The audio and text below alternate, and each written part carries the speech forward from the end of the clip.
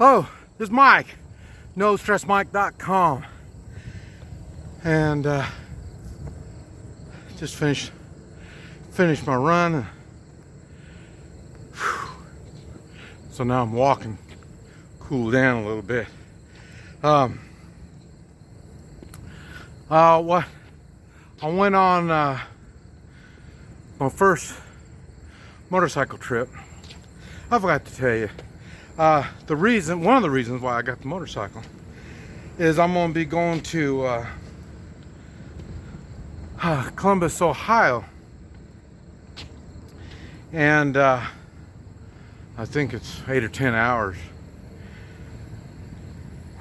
in a car, and motorcycle's a little different. For me in particular, when I had Zena with me, and we rode basically out of Central America. I mean, I'd go down to Panama and all over Central America, Mexico, and all that. And then there'd be times that I would drive up to Canada. These trips, took a long time.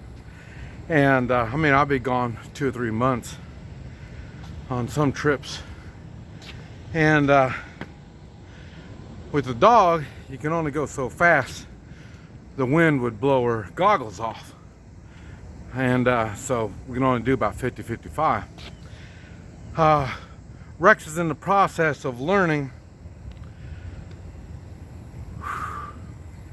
to ride a motorcycle. So far, she's jumping up on it, and yesterday I turned the key and started it, so she was on it when it's running, but that's as far as we've got so far. And I need to develop the seat because it needs to be bigger. She's got I don't know if you can tell, she's got a big butt, and so I need the seat. Gonna have to make it a little bit bigger, make it a little easier for her to sit on it when I'm sitting on it. Right now she's sitting on it all by herself, so she thinks she's hot now, but once we get on there, it's gonna be a tough kind of going. And so that's going to be after I come back from Columbus.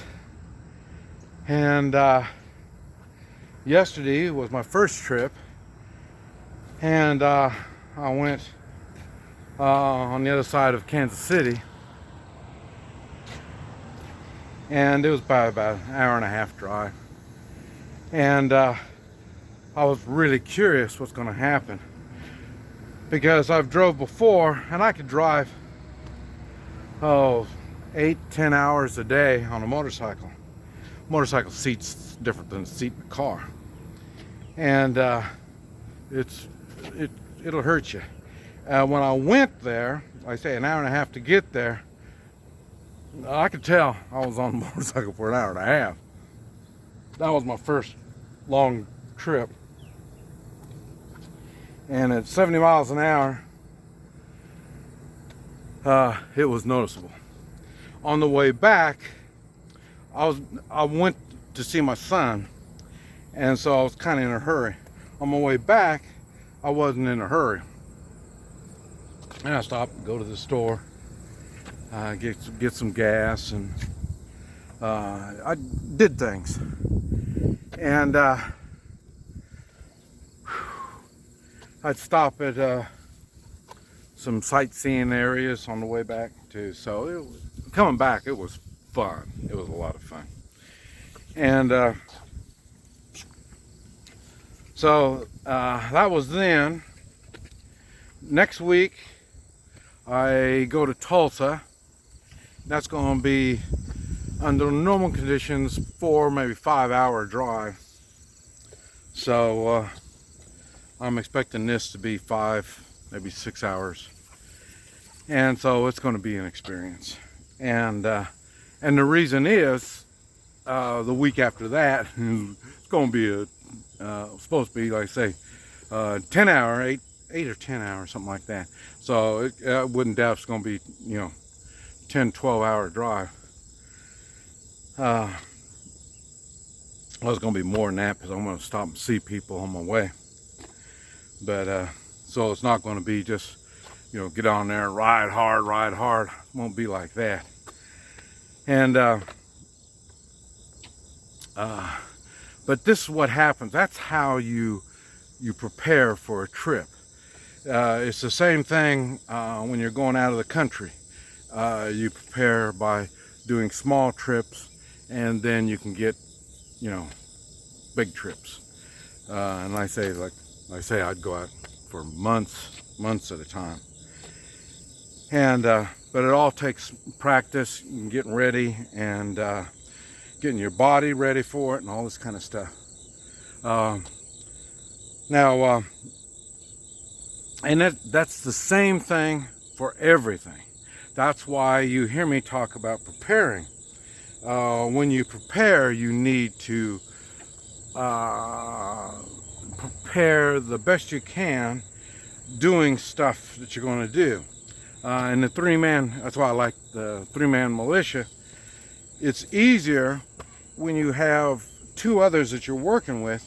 You're trying to coordinate travel. Like I say, now I can do the same thing now on motorcycles. Three people on a motorcycle. 3 motorcycles, and we learn how to travel together. And then, like I say,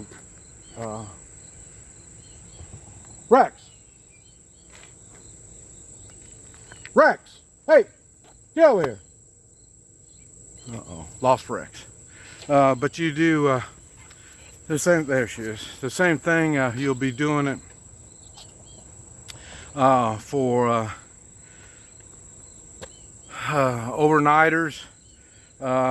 You get used to working with each other as you're going out on overnight, just overnight camping.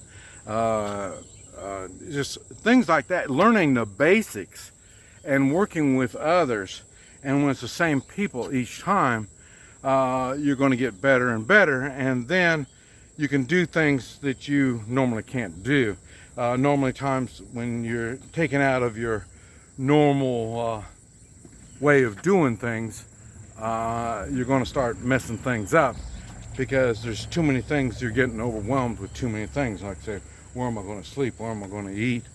And all that. And you're supposed to do things while you're doing that. Reconnaissance. You went to look at something, and then your communications gear. There's all kinds of things that you're going to learn when you start doing things. That is preparing, doing things. It's not just buying things. Like I say, I've been buying things like I say, getting ready for the trip. And because once I get my motorcycle set up for the trip, I can ride around town no problem. But I know getting ready for that is something. I've been holding off showing you all the stuff that I'm doing to the motorcycle because, like I say, I'm going to wait till I'm done or mostly done, and then show you what I've done to make it from what it was when you saw it in the back of my truck to what it is now. And then what it's going to be when I'm ready, when I'm going through checkpoints, because I believe that we're going to have to do something like that, or they're going to have to do something like that. That's the only way they can control the people, is restrict the travel. And I don't do very good with any kind of restrictions. So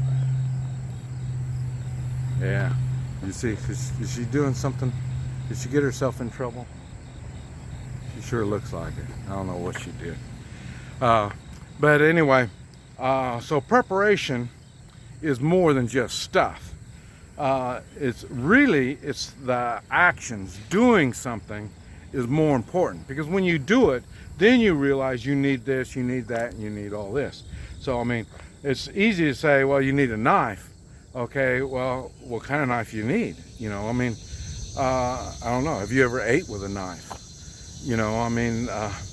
Do you use a knife in way of combat. You know, I mean, there's different ways of using a knife, different knives for different things.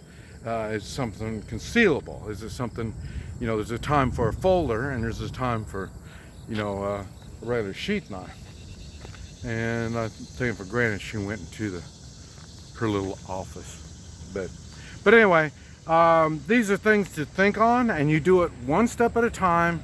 And as you do it one step at a time, you're going to get better and better. It's going to be easier and easier in the long run. And you'll be able to adapt to different situations as needed. This is Mike, NoStressMike.com.